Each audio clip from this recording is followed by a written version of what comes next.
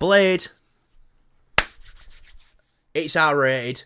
I know you're going to be very happy about this because we've had discussions in the past where it's like, I didn't see a need for it to be R-rated. I prefer it to be R-rated, but I didn't really see a need for it to be R-rated. There's creative ways around it. It definitely helps it being R-rated, and I prefer it being R-rated. But you was definitely in the camp of this film needs to be R-rated, and it's it won't work any other way. If this it were and it wouldn't have made any money, the reason why I say that is because this wouldn't have I don't think this really appeals. People love horror things and gore and shit like that, and with Blade, if people go in and see that it's not R-rated, they're just going to think, oh, it's just another superhero movie. That's how they're going to view it. This R rating now helps it cement itself being as it's not just a superhero movie. It's a very gothic, bloody, it will tie in more that fans of the horror and sort of, that type of genre, which it kind of needs. I mean, yeah, the thing they did at the Halloween special was good, but that wasn't very they just don't do much in the way of gore or anything like that. I still haven't seen it in colour. No, I haven't seen it either. I'd rather see it black and white. I really do like Werewolf by Night though. It's probably one of my favourite things that Marvel did last year. I thought it was nice and refreshing and new. But yeah, means we're gonna get all the blood. We're gonna get all the boobies. Serious vampire boobies. Are you excited for vampire boobies? No, not really. I want to see Blade kick some ass. You know what I mean? Yeah. I just thought because the thing is with that, then the film's going to be really bland color wise. It's going to look very dull in the sense of. Whereas you want to see red. Yeah, they're going to it's just, I don't want to look at a fucking, a dark, not dark as in oh, it's dark with bits of light shining onto stuff.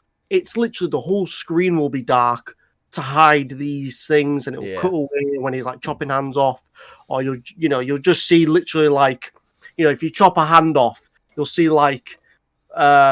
his head there and his body there, and they will actually show the part when it's sliced. Do you know what I mean?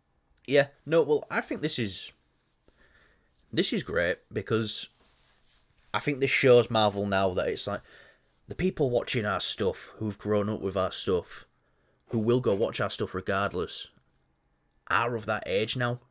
They can watch R-rated films. How old was we when the first Iron Man came out? Yeah, but that being said, though, Callum, these movies still make a lot of money from kids. That's not to say that because it's R-rated. I mean, look at Deadpool and Deadpool 2. They did pretty well. Yeah, they did. And there's always been this stigma that they won't. Which wasn't, but, that's the thing with Venom. I felt like that gotten away with it okay, fine, because that's going to eventually... No, but let's not confuse our US viewers. So, Venom in America was a PG-13, from what I understand. So nowhere near this R rating. No, that's what I mean. You look at Venom, and it didn't have this R rating. It still did pretty well. It's because Venom looks cool, and Venom's interesting as a character, but, he ties in with Spider-Man, and with Spider-Man, you don't get a lot of this gore stuff.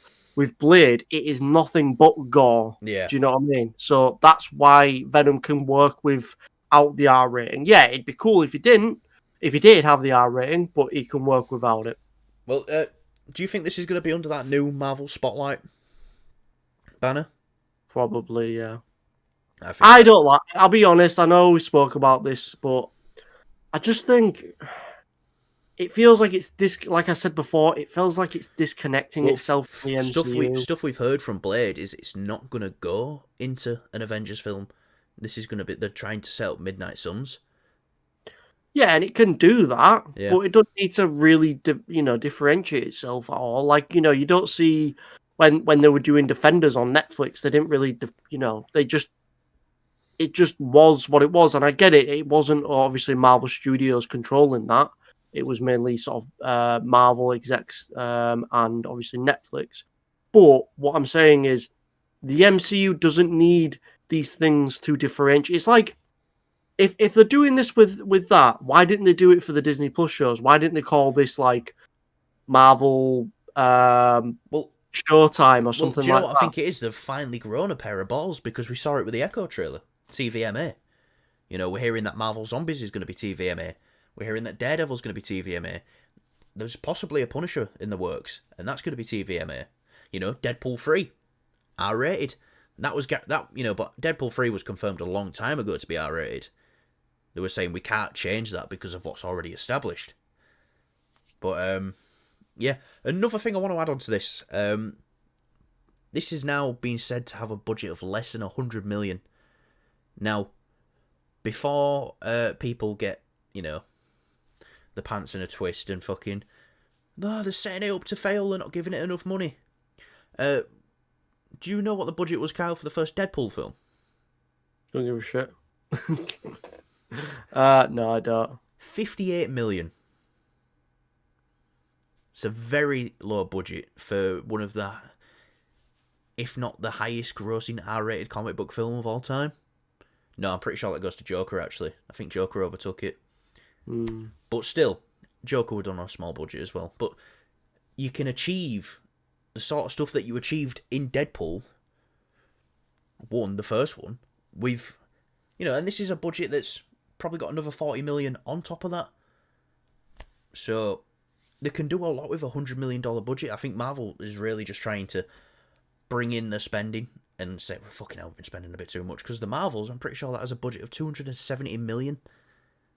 It's not going to fucking see a penny of that back. And it's going to damage the brand. It's going to push people further away from Marvel, definitely. Can I just say as well, we No. went to go see Five Nights at Freddy's the other week, and that was on a budget of 20 million. Yeah, no, that's... And that's made some real money. That is... And in production wise in the film, it, you know, I know we said we wasn't too, you know, we're not really into these type of thing, that type of franchise, but you know, the film looked good for what it was. I mean, yeah, it had the low budget, and you could tell it had a low budget, but it wasn't like it looked bad or anything. It just had to work with what it had, and Yeah. it worked really well with it. I think, and giving a film a lower budget sometimes is a blessing in disguise. Because, you know, in Deadpool, the first Deadpool, when he goes to his final battle, you know, they wrote it in with him, you know, taking all his guns and using all his guns and stuff like that. That joke of him leaving the bag in the taxi came from them not having the budget to do that. Yeah. So these restraints can create amazing things in your budget. Mm-hmm. You know, they can set up anything. So I'm super excited for Blade. You know, Mahershala Ali, 2-time Oscar winner, I believe. He's an amazing talent. He was he was amazing in Luke Cage as Cottonmouth, and that show got bad as soon as they killed his character off.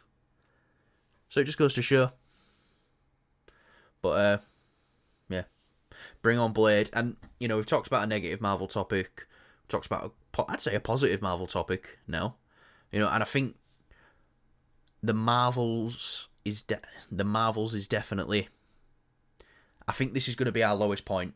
I could be wrong. We could come back to this in, you know, in May when Captain America comes out, and maybe that's even worse than what people are saying this is. And maybe I could be wrong, but I really feel like we've gone as low as we can go, and we're gonna, now that Kevin Feige's back in, he's overseeing everything. They've pulled a load of projects back. We're not doing that. I really think we're gonna see fucking, you know, Marvel catapult back up. And I'm glad they've made the mistakes now instead of in an Avengers film. You Just checking something here because I saw something earlier, but it's coming from a source that I'm not too sure of. Just going into, obviously we're talking about Marvel here. I don't see anything else that is Marvel on today's topic. It's something to do with Kevin Feige. I wouldn't say it's from a reliable source, but the Hollywood Reporter is saying that Kevin Feige is no longer doing a Star Wars project. Boom! You ready? Oh shit! Oh, fuck.